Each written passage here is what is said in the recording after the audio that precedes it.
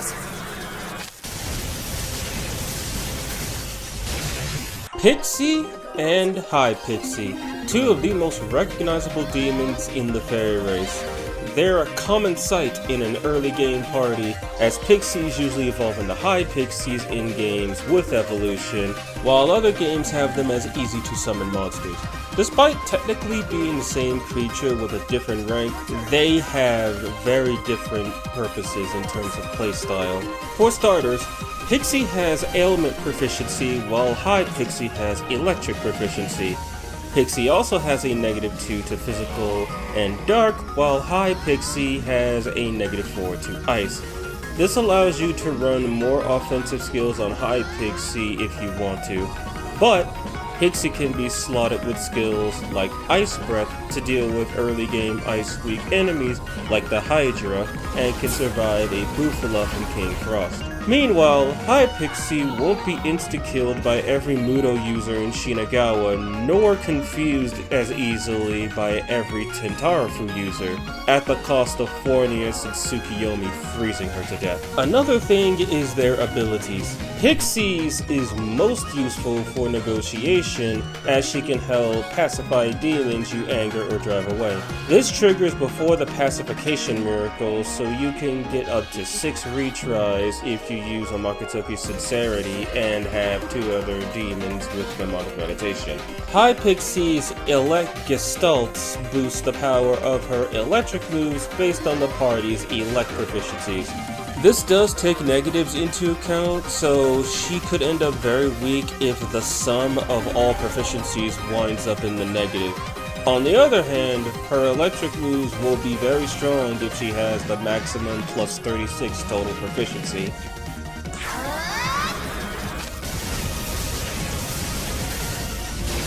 Another thing I noticed while I was leveling them up was that Pixie ended up with a slightly higher HP stat and had the maximum possible MP stat of 999. She also had a higher magic stat than High Pixie, whereas High Pixie eclipsed the 100 barrier for strength and had more luck. Not sure if RNG played a pivotal role in this or not, but it was an interesting find. Okay, builds. I'll start with ones I made for using both of them in conjunction for when you want to use the unique Magatsuki skill. For Pixie, I call this one Wing Buffet. It involves setting up Pixie with Concentrate to deal insane damage with Floral Gust or Killing Wind if the target is immune to Force. Toxic Spray for the debuff and potential poison chance, Ipatra for ailments, Medea Rahan for healing, Poison Master for increasing poison's damage if it sticks, and a weakness block. This set is effective for killing off wind-weak monsters and dealing with any threat that can't cause confusion. If the enemy has Tentarafu, you're better off using someone else or having another demon ahead so you can give Pixie a Demetra Soda. For High Pixie, this one is called Pestering Shock, and it sees her using her electric skills to deal all of her offensive damage. Sama Recarm in case you need full heals for dead allies. Medea Rama, because it's a cheaper alternative to Medea Rahan and pairs really well with Bowl of Hygeia. Debilitate, since her and Pixie have 2 buffing Magatsuki skills, her weakness block, and Boom Boost EX to extend Fairy Banquet and Debilitate's effects. Now for their unique Magatsuki skill. Fairy's game sets all stats to +2, overheals about 30%, and grants the taunt effect. Imagine if Taunt, Inflaming Divinity, and the boosted Dia Rahan were all one skill. This will pair great with any demon that has resistances for the enemy to bounce into, or another demon that needs Taunt to make use of their skills. I've never seen anyone make practical use of the skill before, which is sad as it's a really good taunt effect that beats out even Ongen Kopon. The only downside is that you have to waste all your Magatsuki. Considering this series covers the Demon Expansion mod, these two are a must-have on a team with Athena and Yggdrasil. You could call them the MMO Gank Squad. 1 tank, 1 support, and 2 DPS.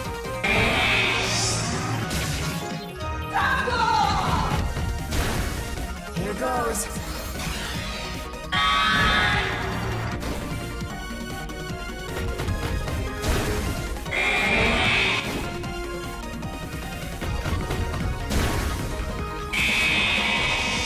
While both of them can also be used as pure support monsters, Pixie, I believe, would be a better choice for a support user. I feel the devs gave Pixie the element proficiency on purpose to make her more versatile than her elite counterpart because of her status in Nocturne, or maybe because she's one of the originals hailing from Digital Devil Story Megami Tensei 2. Codenamed Playmate, this build sees Pixie running a back row support build. Keeping her healing, she now uses the Carns to repel an attack, which can go great with Fairy's game, Dornums to boost the attacks of the party, and Dekunda to wash off a bad enemy phase. You can also slot in Dekaja if you can live without one of the skills as well. Though this build is cheap to make, her confusion weakness leaves her at the mercy of many demons. As for High Pixie, I didn't test it out because there's many other demons that can pull this off, and I will be showing them as they're more effective at it. But you could give High Pixie all of the elect boosting skills from both the Demon Expansion mod and the vanilla game, as well as Allure Wisdom to boost her non-crit damage, and have a full party of electric users, and just watch her go to town. There will be many other demons that can do this as well, but they will have access to much stronger skills or better abilities to support them. Fire. Here you go. You ready? Here it goes.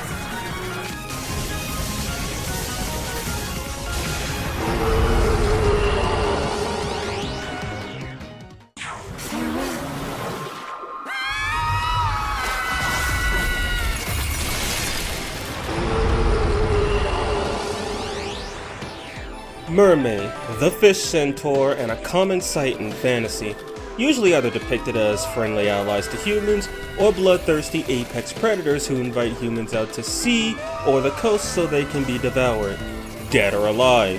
Here, she seems to be a mix of the two, leaning towards hostile, despite what her depressed facial expression might convey. Pandemonic Feast increases accuracy and number of maximum hits of multi-hit moves by 2 while under the effects of an Onmoraki skill.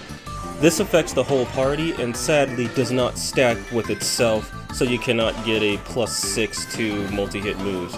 She's a great asset to any team that runs Onmoraki Dance, as her own unique can hit 8 times with both powers combined. Speaking of which, Stormcaller's song is the lightweight version of Glacial Blast. Though it hits 3 to 6 times instead of 2 to 5, it has less than half the power of Glacial Blast and costs way less to cast.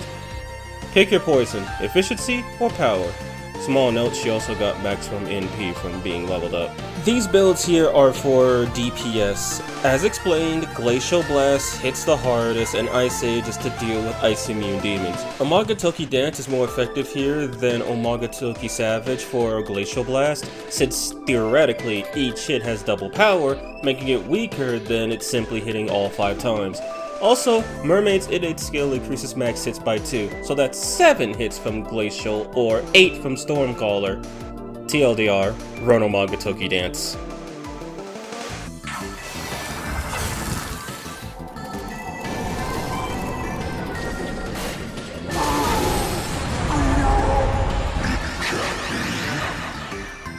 This build, Siren Song, uses Stormcaller and Ice Age for damage while having access to Slumber Vortex, Luster Candy, Debilitate, Dekaja, Repel Fire, and Drain Elect. It's to take advantage of the proficiencies of Mermaid while letting her do damage when necessary. You can mix this build up in a variety of ways. You could swap out Slumber Vortex for another ailment move like Makajaman or Marinkarin. You can also replace it with an Ice Plumor if you want her attacks to deal more damage. You could run Toxic Spray to reduce defense.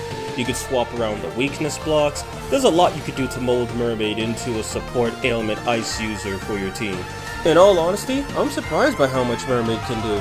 If the Pixies are any indication, these lower level demons have a lot of potential that many players don't see because of the investment required to get them up to speed, or the fact that these demons get heavily outclassed in many ways by their late game counterparts.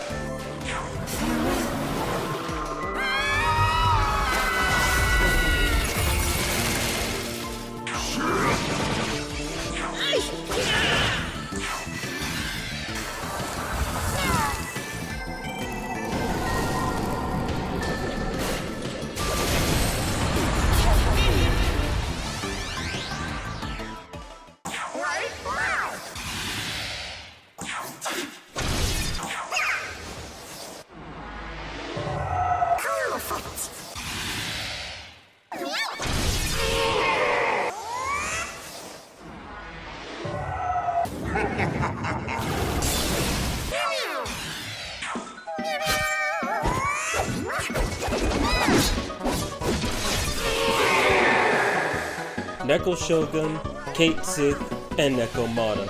A trio of cats who are nothing more than a stepping stone or a worthless fusion on the surface. In practice, all three of them make up your typical RPG party. Nekomata is prepped for physical damage, force damage, and ailments. Cait Sith is a mix of healing with elect proficiency, and Neko Shogun has support and healing. All three of these demons have paw to paw as their innate skill. This gives them a 20% boost to damage when another ally in the party has the ability. It does not stack if there are more than 2 allies with paw to paw. This also affects their parry apt, a 400 power physical AoE that pierces and sets attack and defense to -2. While significantly weaker than Twilight Wave, it cannot be blocked. It also is unaffected by charge effects. Assuming you want to run all three of them, this is what I could come up with. Nekomata runs the heavy attack options. Heavy Thrust is her primary with Force Draco Strike to get around physical resistances and exploit force weaknesses. Or you could ignore Force Draco Strike and instead run her with High Restore to take advantage of the glees. Since Heavy Thrust pierces, you won't need another skill for damage. She'll be spending about 16 magic per hit when she crits, as High Restore will grant 20 MP when she does land a crit. Or you can mix this up with Nihil Claw or Yabusame Shot for guaranteed damage. Killing Wind if you wish to invest in magic, though in my opinion the Heavy Thrust strategy works best as it pierces, crits, and is cheap to cast. I also learned while doing this that High Restore will still grant you the 20 MP when you use a Magatsuhi skill that does crit. Another thing that I learned is that Nekomata is also a lefty. Kinda interesting, probably explains why her opponents never see her attacks coming. Cait Sith is a jack of many trades and a master of none. He lacks the ailment resistance and vitality of Neko Shogun, while being balanced in strength and magic, unlike Nekomata, who is much stronger strength-wise. He trades her force proficiency for an electricity one, and also has support and healing proficiency. There's a couple ways you can build him. You can have him as a mixed user with electricity, support, and healing. Having a Pierce option with Impaler's Animus or running Narukami will guarantee that every enemy can be hurt by him. You can use Thunder Rain if you want high damage, or you can run Zeobarion if you want single target high damage that is also efficient. Moloch Hygeia to boost either Diamitra or Diorama, whichever one you decide to give him. And I slotted Dekaja over Thunder Rain in this loadout since Pierce guarantees a hit, and I have clearly built Cait Sith to be anti-support. Here is an electricity DPS build for him. With the 20% boost from Paw to Paw, this build can do a lot of damage, tacking onto Nekomatas and shredding anything that dares to stand in their way. Since he has support proficiency, this set simply removes all of his healing so he can debuff and destroy the enemy team. Concentrate grants him an 80% attack boost over doing a magic piece 60%, so he can exist in any party that needs an electric user who also can debuff and remove buffs. Neko Shogun has no attack proficiencies, so he must be used for support and healing, right? Why yes, and he is very good at it. He resists Mirage, Confuse, and Poison. Give him some luck and Abyssal Mask, and he's good to go. While he has 2 weaknesses, Neko Shogun is the lowest level demon in the game to have an immunity to an element. This just so happens to be electricity, the most common element in the game outside of physical, and he also is resistant to light magic.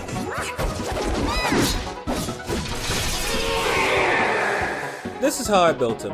As a support user and healer, he has no need for attacks. Trikugel EX is all he'll need if you need him to do damage on his turn. As he resists most ailments, Mepatra is a good fit for him. I chose Media Rahan because I wanted buffing skills for the others. Abyssal Mass to further reduce ailment rates against him. You could also replace this with Dekunda, so you could have both a Dekaja and Dekunda party member active at all times if you choose to run these three. The Dornums because a turn wasted on charge or concentrate and their respective gems is a turn not attacking. Plus, Nekomata has no support proficiency, so it would be much more efficient for him to buff her on his action so she can go and deal heavy damage the next time she goes. I can't lie, I had fun playing with these three. I had way more footage recorded than what was necessary for this episode, and I also had quite a few laughs watching Nekomata slap the HP off of physical immune enemies. I wonder, what's the next demon I'm gonna do for this list? Because these low-level demons are going to be quite interesting. My aim is true. Preta, leader of the Kadishtu wait, what?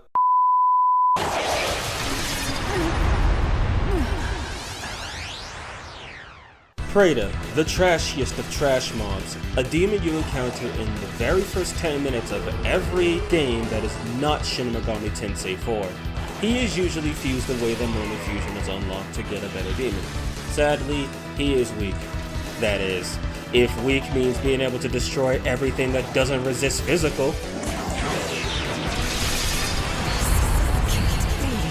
Focused Assault increases accuracy and critical hit rate if you attack the same target as the ally who acted before you.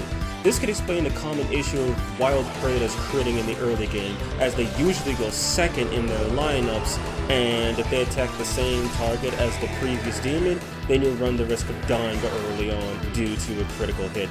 You normally won't see the skill in action since Preta is weak to fire and force, which many demons, including the Hydra, have access to.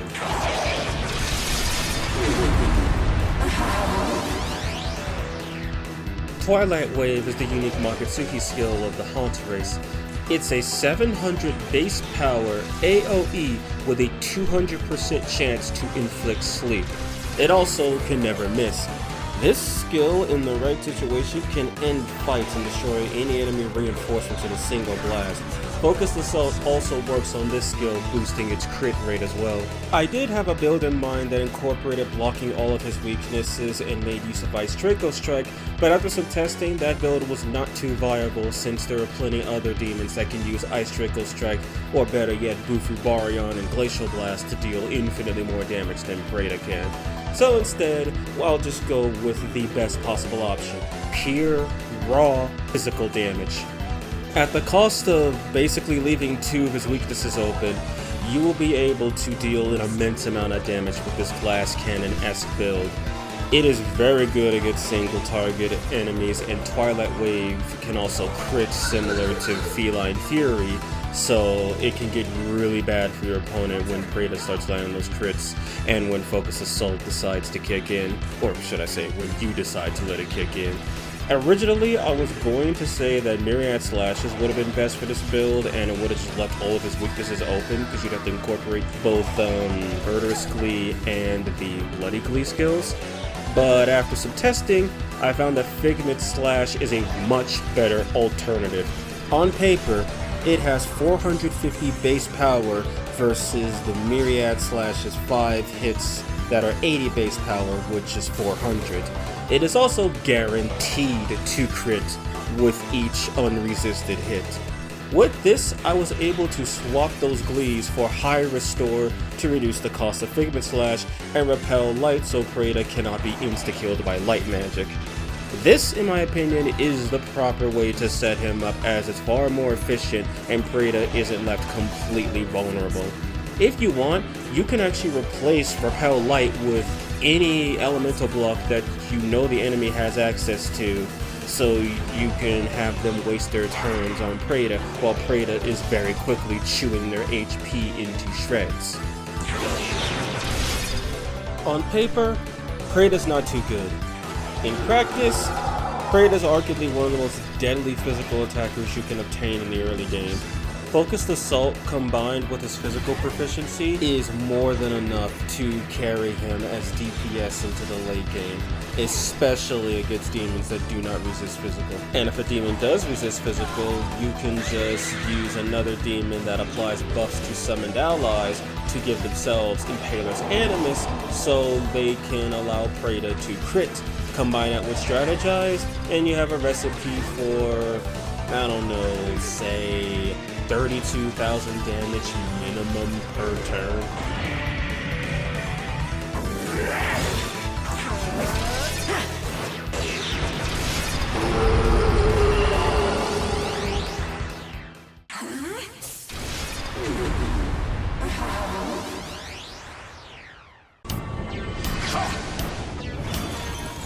I'll run you through! Gable!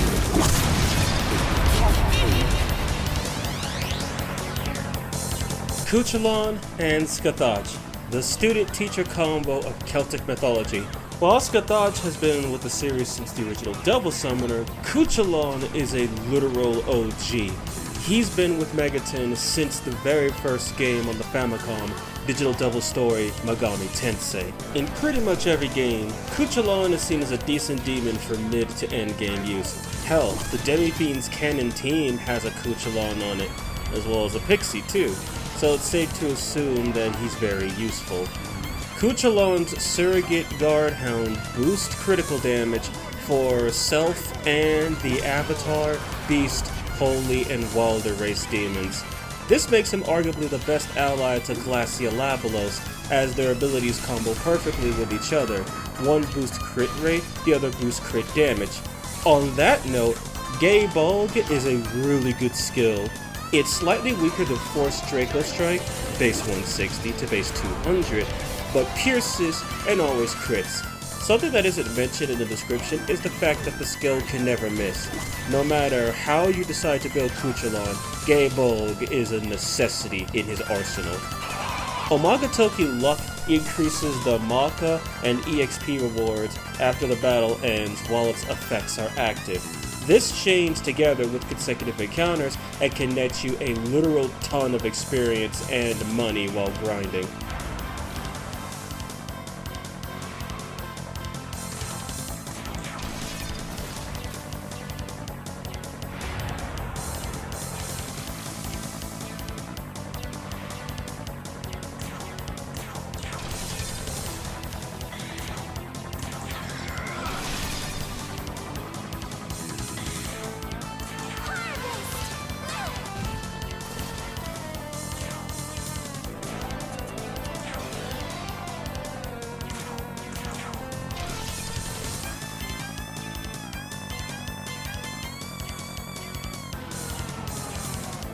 Scathach is also a mid-game demon in the series, though she sees less use than her student. She's higher level than him and learns more magic skills despite having a higher strength stat. Both of them are immune to force, resist seal, and weak to electricity. Cu Chulainn resists physical, while Scathach resists light. They both have physical and force proficiency, but Scathach has healing proficiency, whereas Cu Chulainn has support. Scathach's warrior trainer is absolutely broken. While a demon with the Surrogate Guard Hound in it is in the active party, if she attacks with an element that she has positive skill proficiency with, that attack will never miss. This is insane. Scathach with Cu Chulainn or Satanta in the active party will never ever have to worry about agility, evasion boost, or low accuracy ever again. She's arguably the best Figment Slash user, as she is capable of using that skill to press turns indefinitely without ever having to worry about it miss, the one true weakness of Figment Slash. After some testing, I discovered that this skill also stacks with Elemental Enhancer skills, so theoretically, with the right team, Scathach will never have to worry about missing another attack ever again, except Almighty, cause sadly there's no Almighty Enhancer. Eternal Prayer fully heals all allies and removes all ailments. It also revives all dead party members in the stock. No lie, this skill is a literal lifesaver. When your back is against the wall and all but a lone Megami remains, she could turn the tide back into your favor. Raging Whirlwind is the unique team skill for this duet. In my opinion, this skill is worse than Feline Fury. This skill cannot crit, whatsoever. Glees, critical aura, and abilities that allow force magic to crit just simply do not work on it. It's fine for what it does, and the cutscene looks really cool, but you're better off using Feline Fury if you want a decent Magutsui team attack that's capable of doing damage.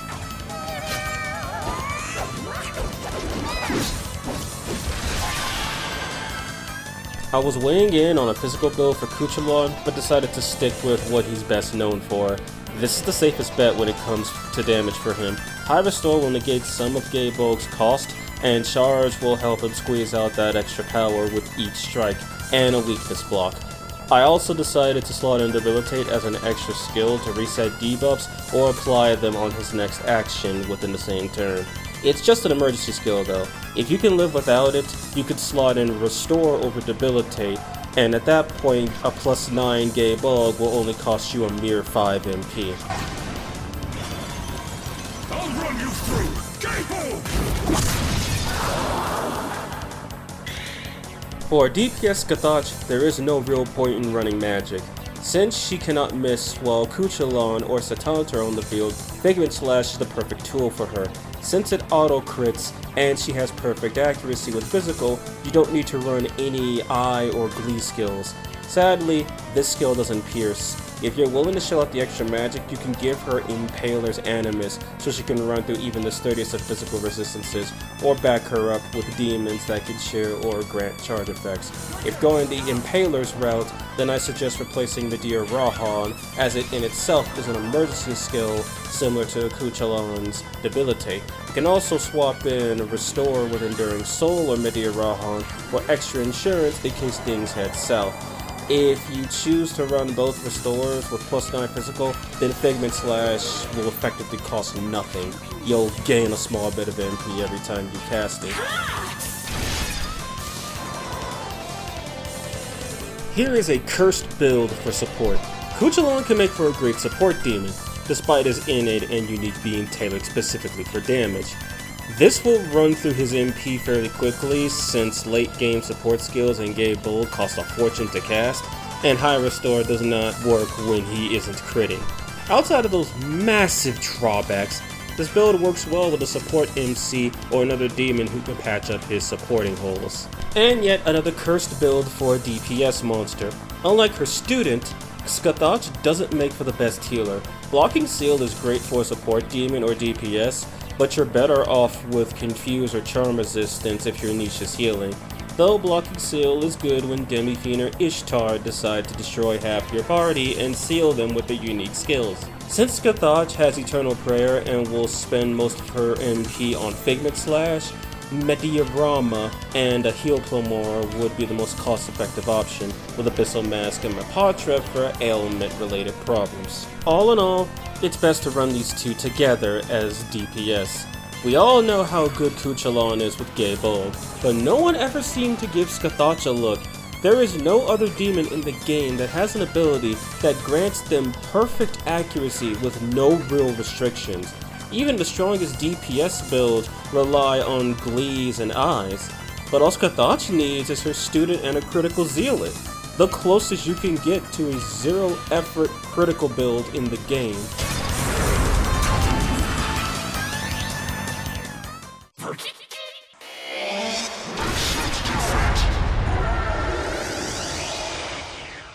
Zhu Tun She, the early game meme lord. His proficiencies and ability might seem as harmless as his pig, snake, whatever he is, appearance.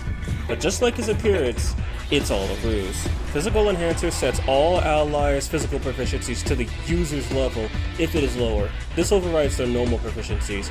Practically, he can use this to boost other physical users to +9 without having to invest a bunch of sutras.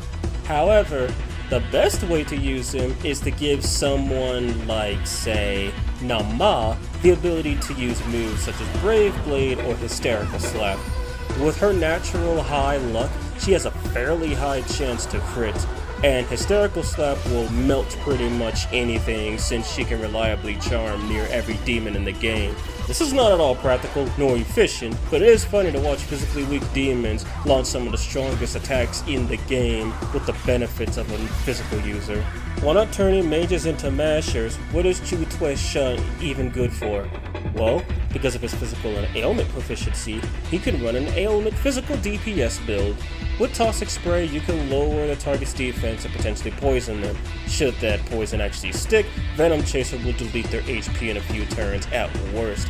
If poison resistance is a problem, you can always swap it for charm skills for a hysterical slap, or poison smoke and a confuse skill, or lullaby and a dream fist, which would be the strongest option. Or you could just say screw all of that and just use fog and then let Marisi do all the work. Any demon that boosts ailment efficiency like Loa would pair nicely with him. Here's a typical Figment Slash build. You can apply this to pretty much any low accuracy physical attack. Both eyes and some agility investment will mitigate the accuracy penalty of Figment, while both endurance and a weakness block will increase his longevity. This allows him to deal damage and be useful on the field by boosting whomever needs the physical efficiency. You could copy and paste this onto any other demon, but watching a snake pig delete HP is pretty funny. This build relies on True inflicting ailments so his allies can melt them with their respective physical skills. Frenzy Chomp can inflict multiple ailments, and Dark Sword can inflict Seal. Since there is no skill that can take advantage of Seal outside of Voracious Salvation, it's better off used as a bonus effect. You can either run the AoE ailments for coverage or the single target ones for a higher infliction rate. This build requires ailment exploitation skills to be at its maximum efficiency. If True falls, the team falls with it, assuming they don't have any physical proficiency. Zhu Tun She makes for a fun physical attacker who can help set up with ailments and assist other strength-based demons with proficiency to use ailment exploitation skills. Even in the early game, he's useful for boosting demons like Neko, Shogun, and Cait Sith. Monsters who learn physical skills will lack physical proficiency.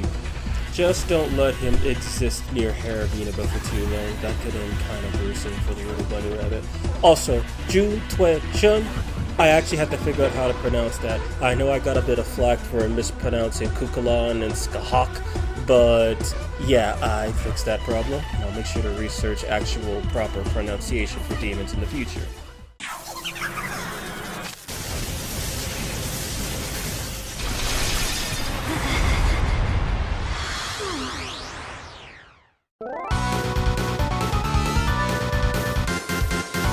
Mandrake, the plant spirit that could kill with its high-pitched screaming if you attempt to pluck it from the ground.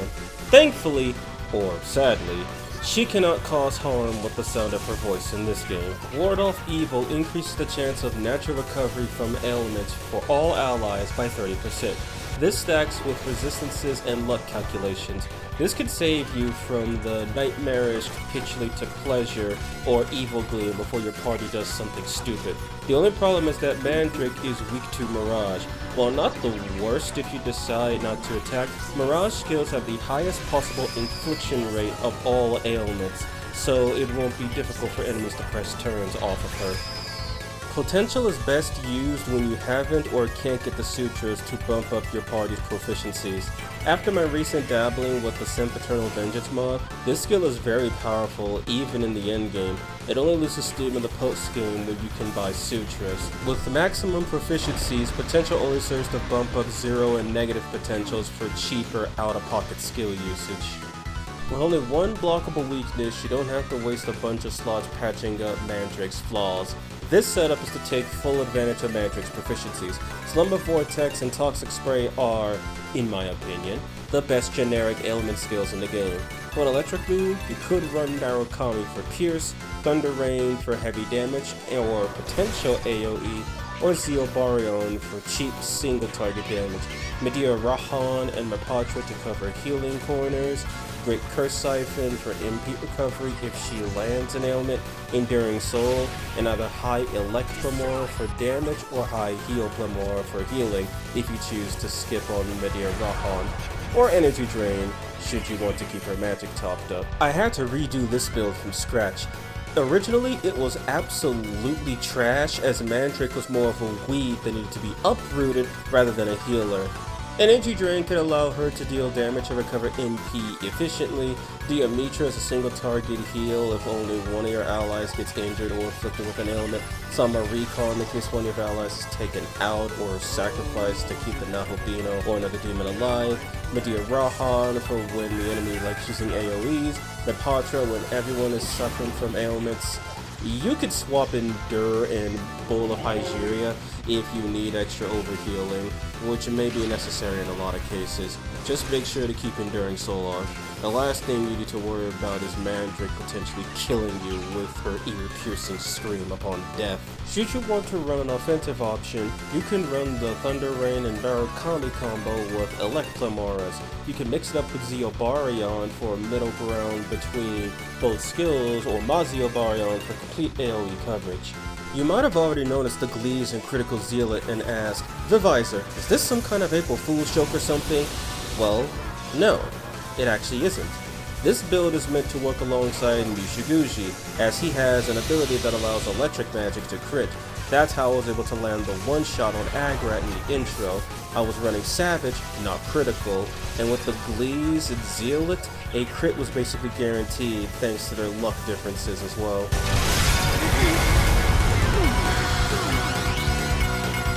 If you don't want to run a phallic-looking Thunder Rock, you can always spec its strength as well. Since Storm Draco Strike is strength-based, it could crit without magic crits enabled. With high restore and the cheap cost of Draco Strikes, Mandrake will be a self-sufficient killer and certified press turner.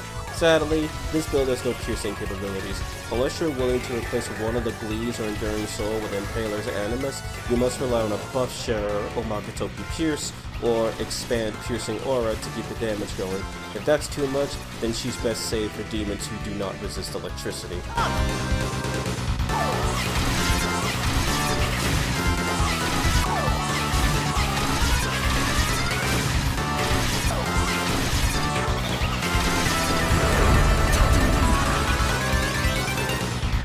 Mandrake is not a very impressive demon compared to other early game demons. While her ability to recover quickly from ailments and potential synergies are still excellent, her innate skill doesn't do as much in the offensive nor defensive nature, though a healer who can attack and inflict ailments is a decent niche to occupy. With electric being one of the most common weaknesses in the game, she'll have her chances to shine on the offensive side. One last thing, somebody looked at this plant and thought, too lewd, censor it.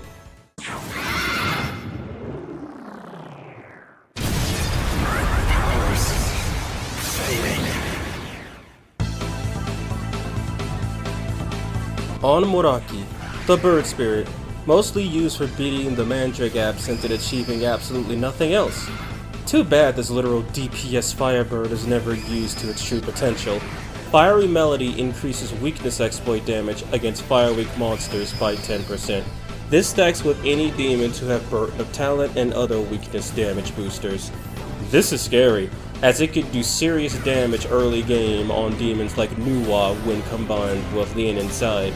While it doesn't work when just using fire on neutral resistances, the extra damage along with the pressed turn from exploiting a weakness can make up for that. Being a part of the totally fair and balanced raptor race, Onmoraki gets access to Accursed Poison. This skill attempts to inflict a random ailment that is not Shroud nor Mud on all enemies and reduces their stats by 1. Doesn't work if the enemy is immune to all ailments. This was the strategy for beating Demi-Fiend in the original game. Seal him with Accursed Poison to skip his Medea Rahan, then survive the final Chaotic Will. Despite the infliction rate being nerfed in Vengeance, Accursed Poison is still strong, and because you can get the Raptor Talisman in Minato before fighting Nuwa, this could see you through many fights in the early game all the way to the post game. With Onmoraki, it's best to just stick with what this guy is good with. This build should only see use when the enemy is weak to fire. Agibarion is cheap at +9 fire proficiency. With the restore skills, you could essentially cast it for free. Ragnarok is for dealing the big damage to single targets or as an area of effect spell, assuming everyone doesn't resist fire. You could swap it with Concentrate to squeeze out more power from Agibarion if you aren't running a demon with Dorna Magic Key, or want to conserve your Concentrate gems.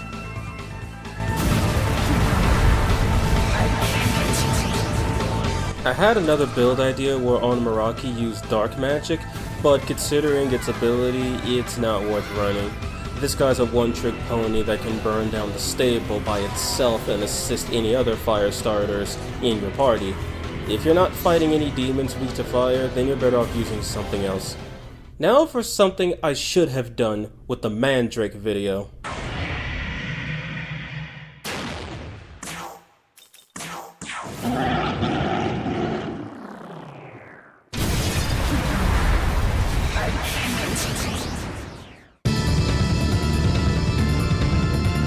Moloch, the tyrant whose sacrifices require incineration. This design of him is the second and most well known in modern Megaton. King of Conflagration enables critical hits from magic-based fire attacks. Combining this with Fiery Melody will allow you to dish out some insane numbers on fire-weak monsters, especially if you run Critical Zealot. As a tyrant, Moloch has access to the almighty Omagatoki Savage. For double MP cost, all allies' attacks will deal double damage for one turn. This does not double the power of a skill, it doubles the damage after calculation. This skill is how you deal high 5-digit damage without crits or charge effects. However, if you were to layer critical hits and charge effects, and even some more innate skills, you may very well reach the damage cap of 99,999, even on hard mode, with the 30% penalty to all of your damage.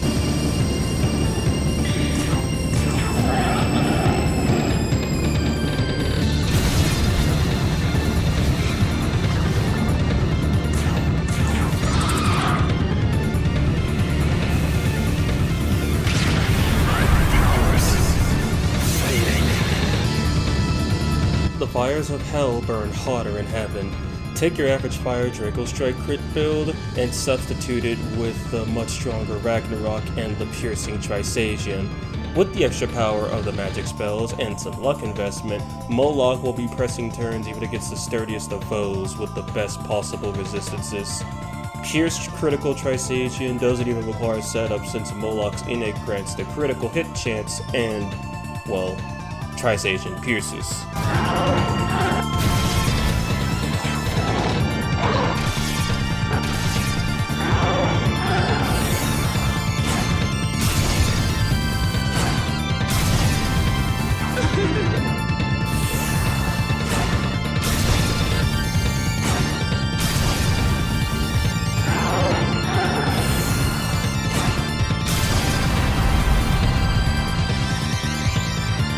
In case 2 fire demons is too much for you, Moloch does have proficiency in physical and dark as well. You have the choice of Trisagion for Pierce or Ragnarok for power, Mamuto Baryon for AoE coverage. For physical skill, you could give him Kashyyyk Arts to take advantage of the critical hit chance, Nihil Claw to roll for more crits, or Yabusame Shot for the Pierce and guaranteed crit. While Muto can't crit, it's a decent option for dealing with dark weak monsters and is stronger than Meraki Baryon. I should have done this with Mandrake and Mishibushi as well. Moloch and Onmoraki make a decent pairing, with one granting a 10% boost to fire weakness damage and the other allowing fire magic to crit. Since this is shared among all allies, a support demon like Konohana Sakuya would fit nicely into their group to spread even more fiery crits across the battlefield.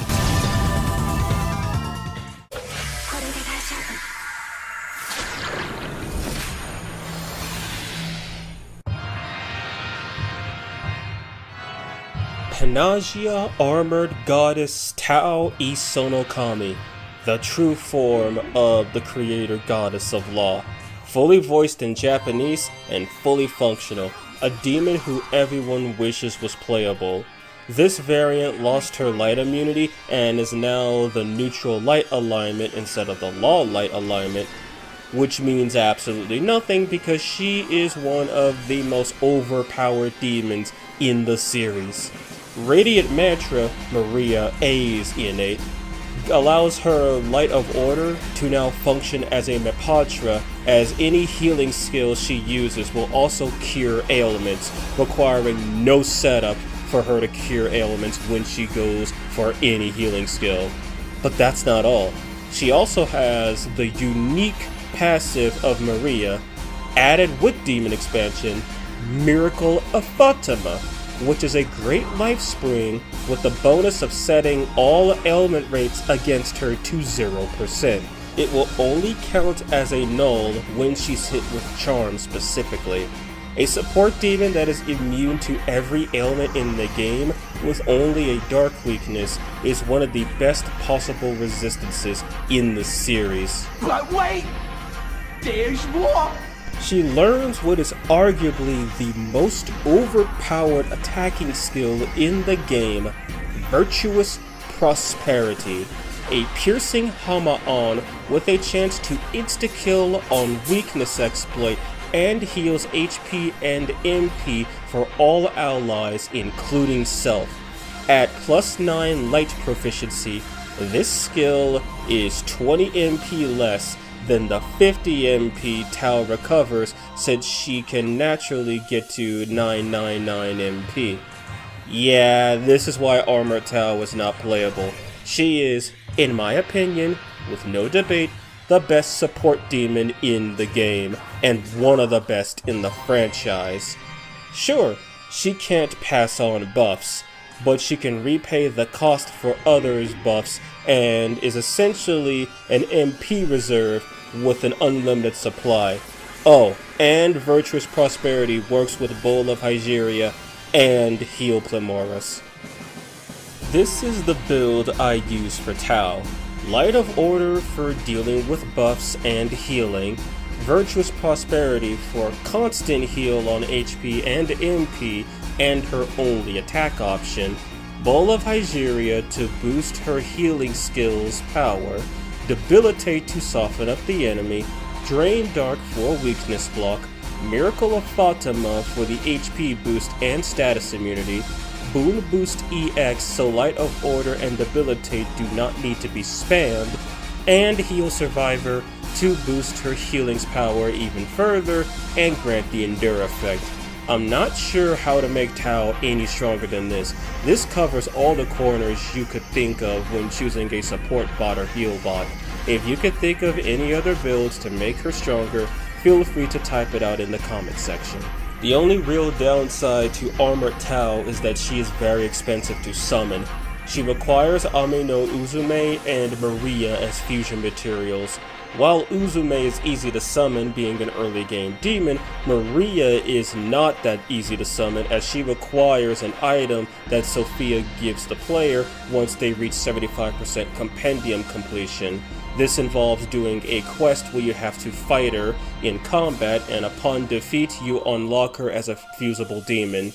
She is also level 83 compared to Tau's level 78, and the materials you need to fuse her are expensive, including other mother goddesses and the 4 seraphim, and even Demeter or Metatron.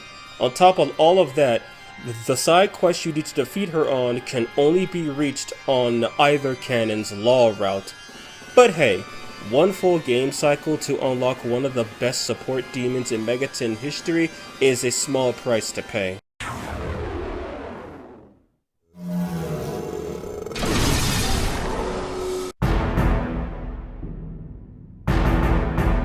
Panagia Armored Goddess Yoko Hiromine, the Chaos Align creation goddess. Unarmored Yoko is already considered one of the best demons in the game, so how does this variant fare in comparison? Unlike Armored Tau, she gets to keep her normal resistances and gains electric proficiency, but is now chaos neutral. That alignment shift can be detrimental to team building since demons like Konohana are chaos light. Then again, the Kadishtu are all chaos neutral, so I guess it doesn't matter in the end. Yoko gets the legendary innate skill from Arayoke, Avenger, which boosts her overall damage by 5% per incapacitated ally, capping at 115% for 23 fallen allies. On top of her unique skill that just erases buffs, This turns Yoko into a magical powerhouse capable of dealing unholy amounts of damage to her adversaries. As an attack-focused goddess, skills like Virtuous Prosperity and Miracle of Fatima wouldn't work with her new self. Instead, Yoko gets access to arguably the best fire skill in the game, Prominence, which hits 4 to 8 times on all enemies. Absolutely lethal against anyone who does not resist fire, or if Yoko has Pierce, Pandemonic Feast, and Amagatoki Dragon Dance activated.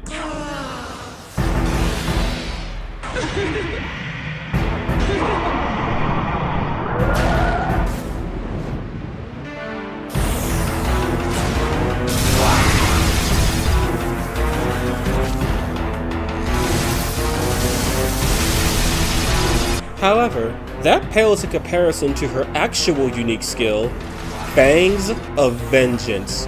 3 medium, strength-based, piercing, dark, draining hits to all enemies, with a high chance of inflicting poison, and the damage increases if the target has an ailment. The poison chance is extremely high. I've been able to poison Satan with this skill, and no ailment boosters like Loa in the active party. Also the fact that this skill drains all of the damage. Oh, and the part where it gets stronger if the victim has an ailment. Absolutely overpowered as sin. Its downsides are its high magic cost and low damage per hit. And the small fact that Yoko has garbage strength and you'll need to waste incenses to make the skill viable. Then again, you could just spam electric and fire moves until the enemy is dead. She has the power to do so, literally. Or just use Fangs of Vengeance original user, Tiamat, who does have the strength to use it and an ability that further boosts its damage. I did have a build which tried to boost Fangs of Vengeance as high as possible, but after running some tests, not only did it crit inconsistently, it also was not doing decent numbers. It was actually kind of abysmal in all honesty, so I scrapped that for something a little more mixed. If you can't get your hands on Jupiter's Fury, which does require a bunch of fusion, but you can easily get it by fusing Odin A into a Flamies, then fusing a Flamies with a Succubus to get a Lilim, and then using Lilim and Yoko's other fusion material, Inanna, to get your hands on Jupiter's Fury, which would effectively set Yoko in the right place for DPS. She has no use for support skills when she has 3 attacking proficiencies, a debuffing attack, and arguably the best fire and dark skill in the game. Should you go down the path of killing your whole stock, you're best off letting the Nahobino do all the healing while Yoko erases the targets from existence. Also, do keep in mind that the Panagia race have access to Eternal Prayer, so if needed, Yoko can resurrect the whole stock. As mentioned earlier, to fuse Yoko, you'll need a Lilim and Inanna. Still expensive to summon Inanna, requiring in-game demons and 75% compendium completion, but at least you don't have to side with Ichiro Dazai to fuse her. Inanna herself is a powerhouse, so fighting her is the real challenge. Just pray she does not use Frykugel during your battle, and you should be fine. I still think Armored Tao is a much better pick than Armored Yoko, since Tao's level of recursion is unmatched, while Yoko has to compete against other DPS demons who can hit much harder than her for less effort and less MP, including Tiamat, the monster she guides. Then again, she could still be ran as a mixed support attacker like her normal counterpart, whereas Tao is built solely for support. Though a Fire Elect Yoko could run through any enemies fairly quickly, especially if you run something like Pascal or any other Fire Elect crit enablers. Or you could just run both Armored Goddesses. Tao's level of recursion plus Yoko's versatility would be all the MC needs to facilitate whatever goal he chases after. No wonder there's no neutral route for vengeance. Even if Mastama summoned every demon in the series to stop this trio, they would destroy all of them, leave no traces, and look as if they never took damage from the battle.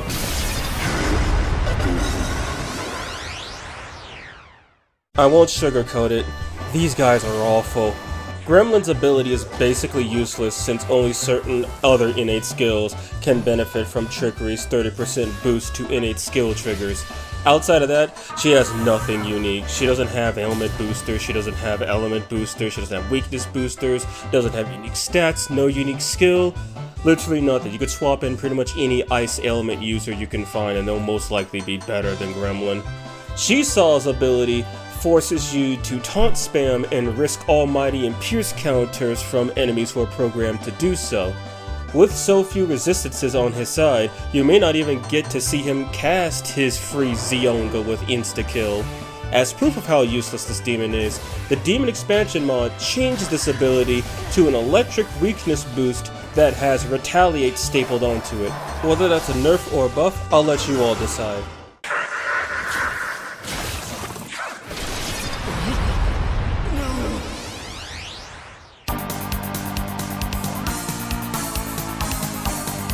Vouivre, or Wyvern in English, is a half-reptilian woman cursed with a valuable jewel that attracts every wannabe treasure hunter to her in the hopes of tearing the gem from her skull. Sadly for them, their hunts end in failure as she piles up their corpses as proof of her strength. Willpower reduces the chance of charm taking effect on all allies from 50% to 15%. This stacks with itself and can go as low as 4%. Does not alter the chance of doing nothing or swooning. While seemingly useless, this can save you at the worst of times, especially when fighting charming nemesis like Mara or Nama. On top of that, since you have a more reliable chance of acting while charmed, this can allow you to heal off the blight or use it to your advantage. Demons with Allied Resurgence grant you 20% damage increase to any ally afflicted with an ailment. Add the low chances of coming to charm, and you've got yourself a recipe for a Nama or a Mara OTK. Onmoraki Dance forces all multi-hit attacks to land the maximum possible hits, regardless of how many enemies are on the field. Every multi-hit skill like Ragnarok or Fires of Sinai is hard capped at the minimum hits for one target. With this, not only will you have a greater chance of hitting all enemies multiple times, but you can hit a lone enemy with all hits, turning 2 to 5 and 3 to 7 skills into 5 hit and 7 hit skills respectively. Combine this with Pandemonic Feast Demons for an extra 2 hits, and you've got yourself one of the best DPS combos in the game. As a venomous wyvern, it seems fit for Vouivre to make use of her toxic talons. This subs out any ailment skills for Blight, which benefits from Onmoraki Dance, and relies on Taboo to work since Blight ailment efficiency is nowhere near Poisoma or Toxic Spray. This doesn't have to be a Venom Chaser build. It can also be a Hysterical Slapper Purple Mist build, and in terms of Hysterical Slap, this works really well if you run demons like Cleopatra or Nama. Either way, same strategy applies. Inflict the ailment on your foe, and then cheaply destroy their HP with the corresponding skill. Onmoraki Dance exists for a reason. Dropping all ailment skills and their abusers, Vouivre just starts clawing her way through enemies. Nihil Claw is the best generic skill in the game with normal accuracy, while Mr. Rush has the highest ailment efficiency of any generic ailment physical skill, and doubles as an AoE.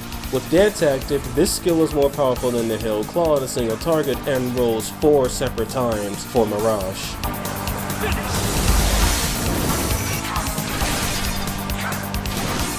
With a Pandemonic Feast user in the active party, this build foregoes all ailment potential and just deals critical physical damage. With a power of 560 with 7 hits, Myriad Slashes will shred through most enemies in the game. While it is very much built to aid a specific team composition, it's a devastating DPS build that is facilitated by Vouivre's Onmoraki Dance and a Pandemonic Feast user like Mermaid, with some extra support to get the power churning quicker. If you were to run a demon that boosts power while afflicted with an ailment, like Mata, this setup will be a Charm user's worst nightmare, especially since willpower will negate most of Charm's negative effects, while Mata boosts Vouivre's power. Essentially, it becomes an anti-Nama build.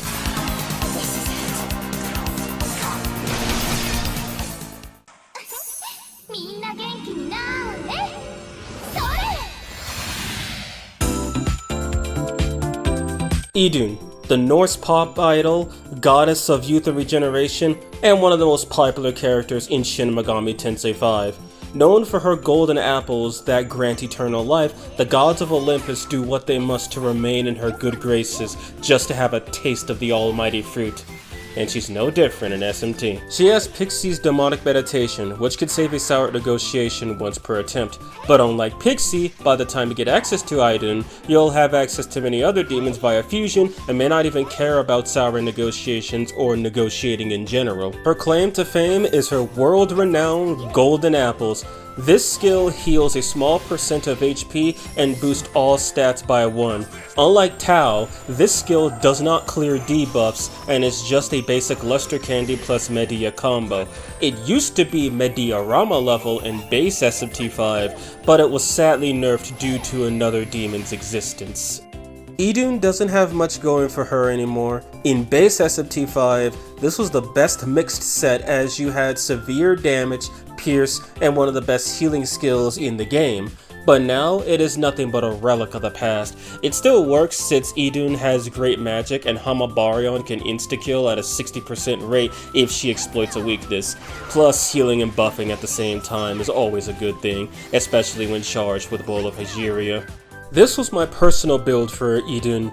I dropped the Heal Plamor and Enduring Soul for Tetrakarn and Null Physical respectively. Tetrakarn for dealing with the myriad of physical attackers in the game, and, I kid you not, she wanted to learn Null Physical from a Demon Haunt conversation. Because of her and other demons in my party, I have a subset of demons I call the Null Physical Squad, because all of them, through Demon Haunt conversations, wanted to learn Null Physical. Sadly, Idun has fallen out of favor due to her replacement, Konohana Sakuya, and now serves as a backup in case Konohana runs out of MP or perishes. Or that would be the case had the Demon Expansion mod not given her a second chance at the spotlight.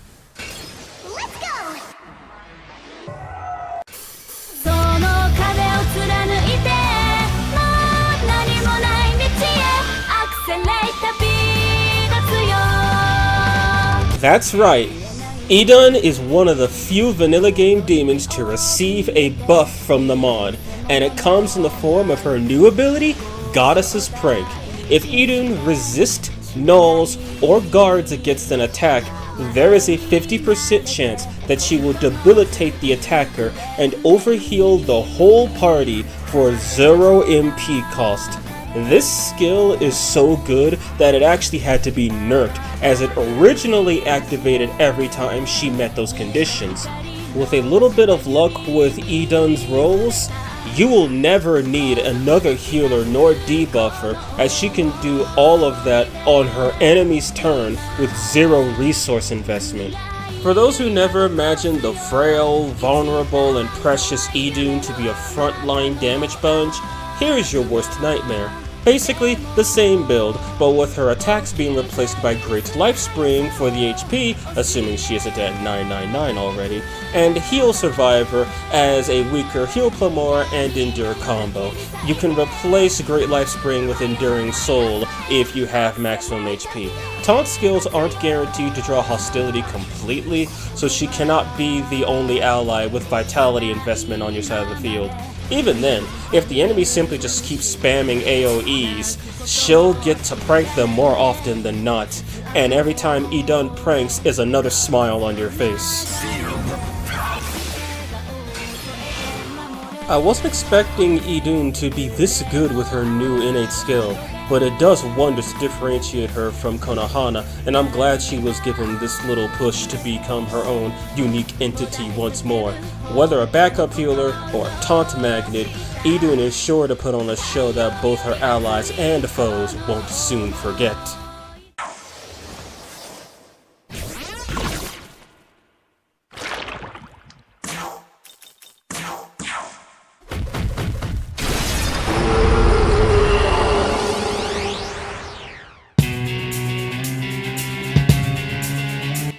Okiku-Mushi, the spirit of a woman trapped in a worm's body. Her name comes from the Japanese ghost story Banchou Sarayashiki, where the main heroine, Okiku, is killed by her lover and had her body tossed into a well. In the 1790s, Japan suffered an infestation of worms that crawled out of wells. Many believed that these worms were the reincarnation of Okiku, hence the name Okiku-Mushi. As for the bindings, the worms were wrapped in a silk which made them look bound. Virus Carrier makes the user not consume a press turn icon if they inflict an ailment under the effects of Magatsuhi. It doesn't matter if this is an attacking skill or an ailment, so long as the Magatsuhi aura is present, no turns will be consumed. With her default access to Marin Karin, Blight, and Makajamon, combined with decent luck for her level, she could save a few press turns during encounters. Like any ailment spammer, Taboo or Omagatoki hit makes it easier to pull this off. She also has access to Omagatoki free in case critical is getting boring and you need to put up that aura. She has no unique skills, but learns Makajamon at level 36, giving other demons access to this skill extremely early should you fuse her away. You could fuse her with Vouivre and Mothman, not too expensive. You could easily get Vouivre before fighting Asheth or Lugaru, and you could get Mothman directly afterwards without needing to climb the fusion ladder. Though she inherits both of their weaknesses, gains a light weakness, and all she has to show for it is an elect immunity.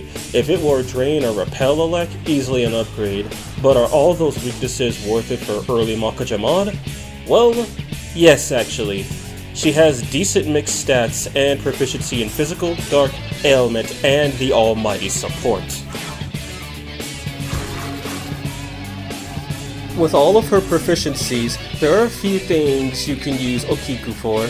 This mixed build incorporates all of her proficiencies and removes her light weakness. Mist Rush is a good AoE for spreading Mirage. Frenzy Chomp can inflict poison, confusion, or charm. Makajamon for Seal. Great Curse Siphon will grant her 20 MP when she inflicts an ailment. Bakarakarn is to protect her from her weaknesses, but be careful as piercing spells can still strike her weaknesses through Makarakarn.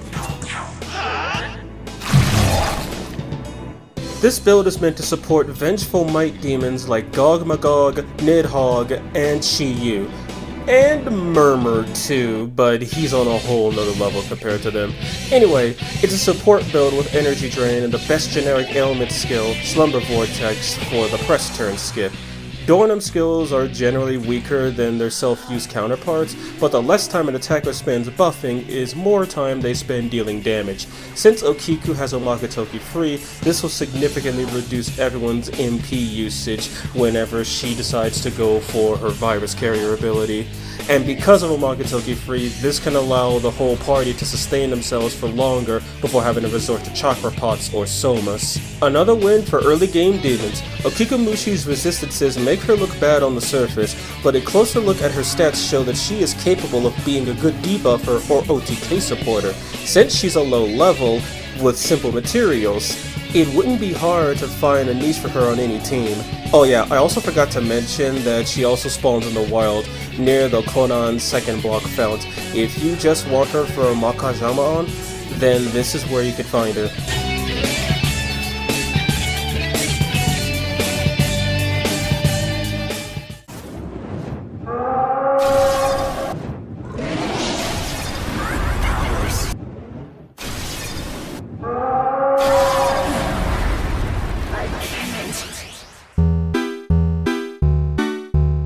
Pascal the dog is here!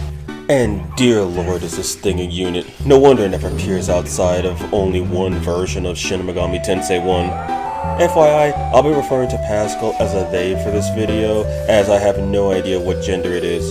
Most people refer to Pascal as a he, but the Megami Tensei wiki says that the official SMT guide refers to Pascal as a female husky. As this source was not linked, I will not take the chance of spreading misinformation. Azure Demon Dog enables critical hits for fire magic, and if Pascal resists or nulls an attack, they will counter with a medium fire attack that reduces the target's attack and defense by 1. This does not go through immunities. I'm not sure if this is considered a buff or a nerf, as originally Pascal would insta-kill targets if they struck their fire weakness or landed a critical hit, while enabling fire magical crits for the rest of the party. The counter is much more useful for dealing with bosses, however, since all of them are immune to instant death, so the instant death trigger didn't matter in the first place to them. You can get Pascal by fusing Cerberus with Kinemon. Since Kinemon is a fusion accident demon, this could lock you out of ever seeing Pascal in the fusion charts. Then again, Pascal is very powerful for their level, so the added challenge to summon it is warranted. Pascal has Hayataro's Witness Me and True Augidine. While Witness Me cannot be transferred, True Augidine can. Having True Augidine as a starting skill is amazing, as it will crit anything that doesn't resist fire, especially since Pascal enables the skill to always crit with their own innate ability. I don't know why they have Witness Me, but with no physical as a default resistance, it can lock out most demons from even damaging them, let alone the fact that Pascal naturally repels fire. Just boost up True Augidine, put up Witness Me, and watch the hope disappear from your enemy's eyes. Pascal is a dog, so what better way to use them than as support for their master? That simple +2 to support opens up a lot of options for them. Witness Me is always good for proccing the counter, Makara Karin to end the opponent's turn, Dornums only give a 60% boost compared to Charge Concentrate's 80%, but it does free up the target to deal more damage during their action. Impaler so True Augidine can hit through resistances, Critical Zealot because you will crit with True Augidine. Blocking ice weakness, preferably a null or resist so their counter will activate, and slotting can be whatever you need. I went with Fire Avatar, but you can slot in another support skill, passive, or fire attack. To say Pascal is good is an insult to them. A great mix of support and offense combined with their great innate resistances, amazing ability, and starting skills to take advantage of said ability, and is very useful for many party compositions including backup support, press turner, or fire DPS. Or you could just do all three at once, because Pascal the dog is truly one of the greatest of all time. That concludes this episode of the Compendium of Vengeance. If you missed the previous episode, please check the bottom left corner of this video, or if you want to see the next episode or whatever YouTube decides to recommend you, please check the bottom right. If you did enjoy this video, do leave a like and consider subscribing to catch the next episode of Shin Megami Tensei 5 Vengeance, the Compendium of Builds. That's all I have for you today. Have a good night, have a good day. Vouivre, out.